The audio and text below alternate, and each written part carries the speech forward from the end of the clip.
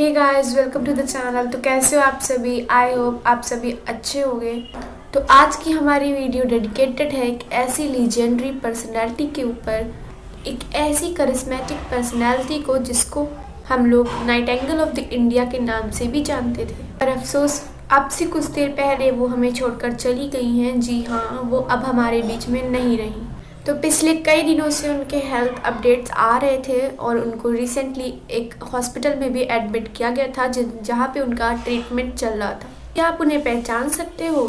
जी हाँ, हम लोग बात कर रहे हैं इंडिया की most reputed singer and music director Lata Mangeshkar ji के बारे में।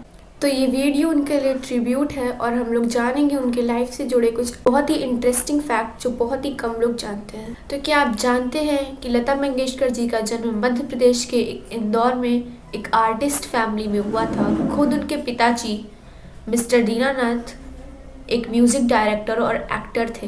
पहले उनका नाम हेमा रखा गया था, पर जब 5 साल की उम्र में उन्होंने अपने पिताजी के प्ले लतिका में परफॉर्म किया तो उनका नाम लता पड़ गया। लता मंगेशकर जी कभी भी स्कूल नहीं गई थी, क्योंकि स्कूल के पहले दिन ही उन्होंने अपनी बहन आशा और कुछ बच्चों को म्यूजिक सिखाना स्टार्ट कर दिया था, जिससे उनकी टीचर नाराज हो गई थी।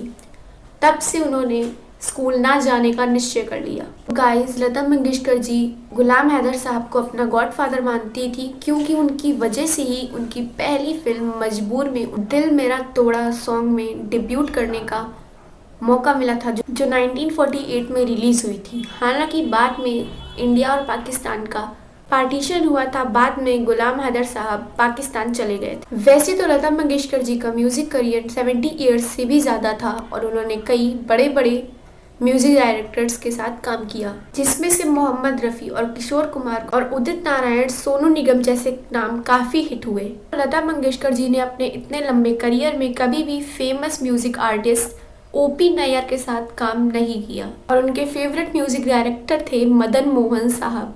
दोस्तों, आपको जानकर हैरानी होगी कि उनका पहला सॉन्ग ही मूवी से हटा दिया गया था और ये 1942 में आई मराठी फिल्म कीती हसल थी, जिसमें उनको अपने करियर का पहला सॉन्ग रिकॉर्ड करना था। तो स्टार डस्ट को दिए हुए एक इंटरव्यू में लता जी ने एक बार बताया था कि वो म्यूजिक रिकॉर्ड करते हुए बेहोश हो गई थी। एक्चुअली वो सॉन्ग लता मंगेशकर जी ने मई और जून की गर्मियों में रिकॉर्ड किया गया था विद म्यूजिक डायरेक्टर नौशाद, और उस टाइम पर एसी भी नहीं होते थे। जब गाने की फाइनल रिकॉर्डिंग होनी थी तो फैंस भी बंद कर दिए गए थे, जिससे लता मंगेशकर जी सेट पर ही बेहोश हो गई थी। तो दोस्तों, लता मंगेशकर जी ने 70 साल से भी ज़्यादा के अपने करियर में उन्होंने 30,000 से भी ज़्यादा सॉन्ग रिकॉर्ड किए हैं और हिंदी और उर्दू के अलावा उन्होंने 36 लैंग्वेज में गाया है, जिसमें से मराठी, तमिल, भोजपुरी, कन्नड़, बंगाली, असमीज में सबसे ज़्यादा सॉन्ग्स रिकॉर्ड किए हैं। तो ये जानकर हैरानी होगी कि लता मंगेशकर अपने खुद के गाने कभी नहीं सुनती। तो दोस्तों, 1962 में हुए इंडिया चाइना वॉर में मारे गए सैनिकों को श्रद्धांजलि देते हुए जब उनके ऊपर मेरे वतन के लोगों सॉन्ग कंपोज किया गया और जब लता मंगेशकर जी ने इसे गाया तो न्यू दिल्ली के रामलीला मैदान पर उस टाइम के prime minister Jawaharlal Nehru emotional होकर रोने लगे थे। तो ये सॉन्ग काफ़ी हिट हुआ था और आज भी 15 अगस्त और 26 जनवरी को हमारे ऑफिसेस और कॉलेजेस में ये सुनने को मिलता है। दोस्तों, आपको सुनकर प्राउड होगा कि Lata Mangeshkar was the first Indian singer जिन्होंने लंदन के रॉयल अल्बर्ट हॉल में परफॉर्म किया था। साथ ही उनको फ्रेंच गवर्नमेंट ने 2007 में अपने highest award Legion of Honour से सम्मानित किया है।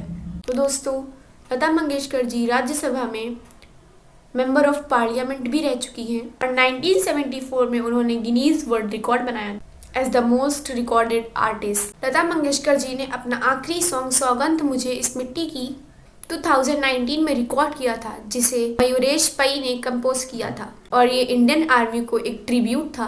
भले ही आज हमारे बीच में लता मंगेशकर जी नहीं हैं, पर उनके सॉन्ग्स हमें इंस्पिरेशन देते रहेंगे और हमें अच्छे काम करने के लिए मोटिवेट करती रहेंगी। I hope you enjoyed the video. अगर चैनल पे नए हो तो सब्सक्राइब करो और वीडियो को ज़्यादा से ज़्यादा शेयर करो। तो मिलती हूँ आपको अगले वीडियो में, तब तक के लिए बाय।